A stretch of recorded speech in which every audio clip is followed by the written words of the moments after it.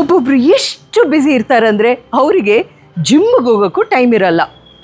ಇವತ್ತು ಈ ವಿಡಿಯೋಲಿ 3 simple tips without going to gym how to lose weight.